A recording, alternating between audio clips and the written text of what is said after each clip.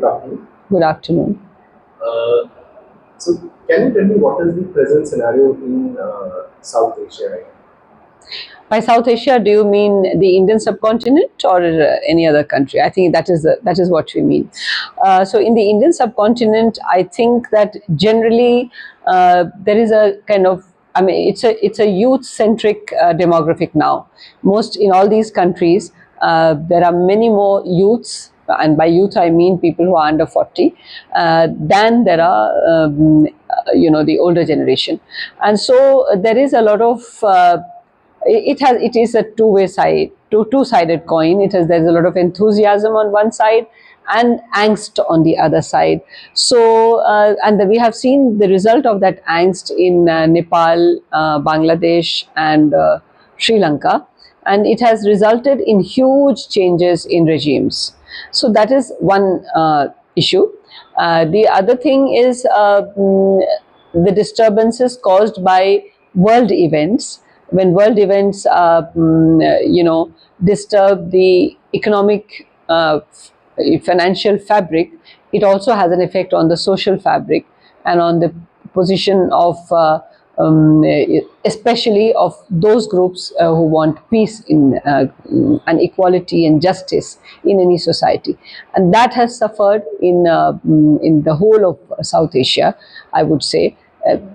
All those youth movements also have not really been totally non-violent, and because of that, then the moment there is violence, there are two sides to it. There is a victim, there is a perpetrator, and this is a big problem here in South Asia.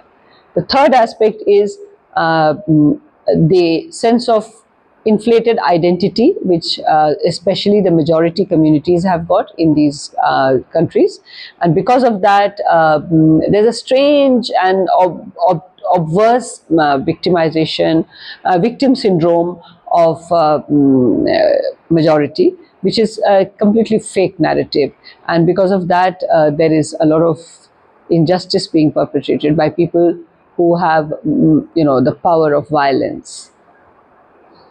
And what do you think is the future possibility in these countries? So I think that one of the important things that we have to look at is the power balance. The power balance now is dictated more by money than by political power, and this is something which we have to recognize, acknowledge, but we do not have to accept, because consumer culture was one fueling part of the economy earlier. Now, even if the consumer culture is not so important, mm, what has become important, what has become central, is monopolies seated in countries which are very powerful militarily, and the whole military and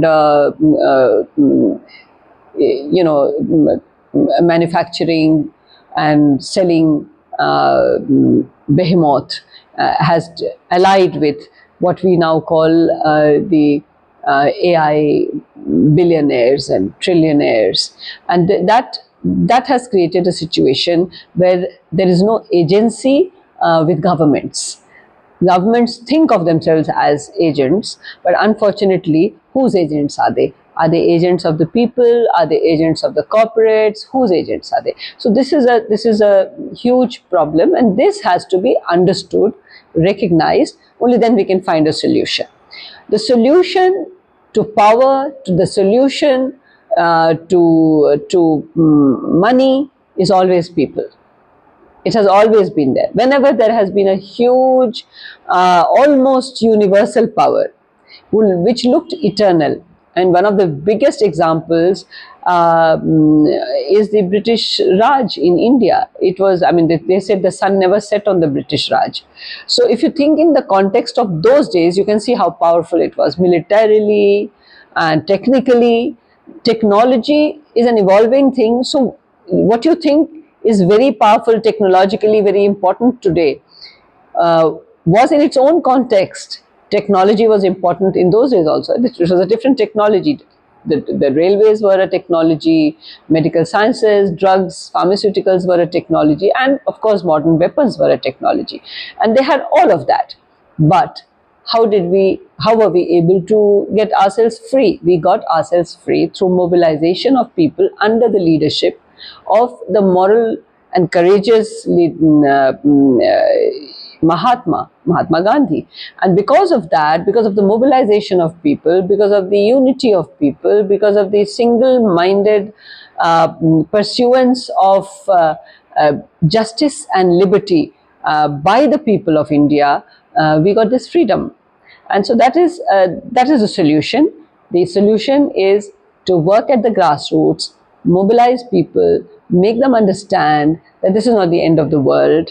This might look a world of disparity, a world of injustice, a world where there is so much violence and a lot of corruption, especially in South Asia.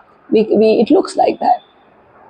But corruption takes two people, violence takes two people, and all these things can be met through the power and the ethical base of people's understanding of it, people's recognition of it, people's non-acceptance of it, and then people's negotiating through it and getting out of it through their own action, through what our leader Raj Gopal ji calls active non-violence. I think that is the way out. हो गया 5 minute तुम्हारा?